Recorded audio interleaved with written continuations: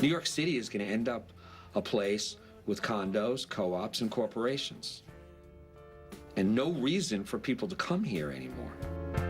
New York, I love you, but you're freaking me out. So that's what'll happen to the studio, I assume. Unless I figure out some crazy way around it. I don't know, Dave. I was feeling good, but now I'm getting depressed.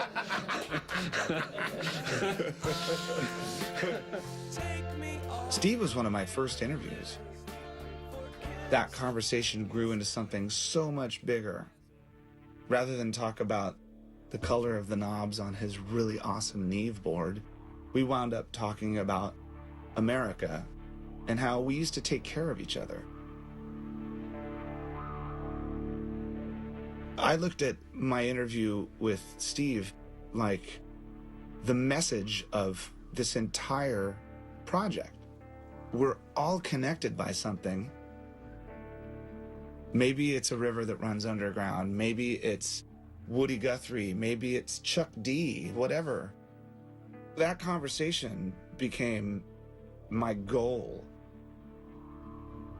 I want to talk about these people. I want to talk about music.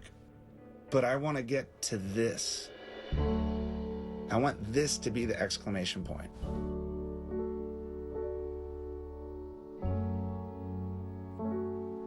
Music is life.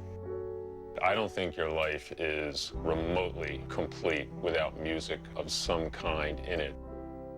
Innately, we all know what we're capable of doing, and then somebody comes along and tells us it's impossible. The person who always tells you that something's impossible is the one who failed. It's like, yo, man, keep your attention on being able to get out of yourself with that art underneath your arms, and you're gonna rush it into the end zone. Do what you feel like doing. Sometimes it's gonna work, sometimes it's not. Those are the moments when you just gotta stay true to you. It's all about the truth, right? Like trying to get to the truth through your guitar, or your drums, or whatever it is. Know your history. Just listen. Listen to the early stuff, the early blues, the early rock.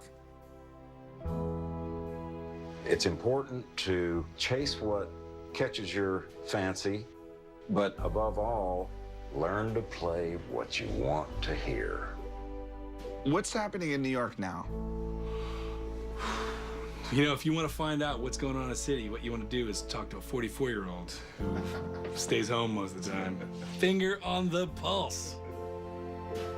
Hopefully there's a room full of people who think what I did is stupid, making awesome shit and high-fiving each other. Well, have fun. If you're lucky enough to be talented, that's a blessing, and you almost owe it to the creator or whatever the powers that be are to have fun with it. That's your job. Don't fall for the idea of purists that everything has to be analog, or everything has to be electronic, or everything has to be anything. Have a field day with it, because there's so many awesome things you can do. It's a burning coal. It's not cold. You know, it's hot stuff. You want to start a fire? I got the coal. That's what history is to me. And it attracts the right person to do something with it, to create the next fire. And fires are fuel and food and energy and life. I remember being in the White House once for a performance in the East Room, and on a break, I went downstairs into this small library. The first book that caught my eye was a book of Bob Dylan lyrics. And in that moment, I realized that every American has the opportunity, that every American has a voice. I'm sure Bob Dylan never imagined that a book of his lyrics would be in the library of the White House for any president to walk downstairs and read. And maybe inspire a president to change the world. He was a huge musical influence to me. He was somebody who reminded me of how powerful the American story can be told through music. Part of the American music tradition is not just being a consumer of music, it's being a producer of music. How do you inspire that next generation to go out and do that? My sense is that the creativity that this culture produces, it's inexhaustible. It's just going to keep on going. So we want our kids to make sure that they're part of that communal process. Because it's all about the garage band. It's about, the juke joint, the jazz club. It's about people rejecting what is already there to try to create something entirely new. To me, the beautiful thing about our country is that you can be Buddy Guy and make your instrument from a piece of your screen porch and wind up in the Kennedy Center. Or be a kid from Springfield, Virginia, and then get into the Rock and Roll Hall of Fame. Or be a kid from Hawaii who becomes a president. You know what I mean? Absolutely. And that's always been a theme in American popular music and rock and roll. You got a dream and you take a chance, and you make it.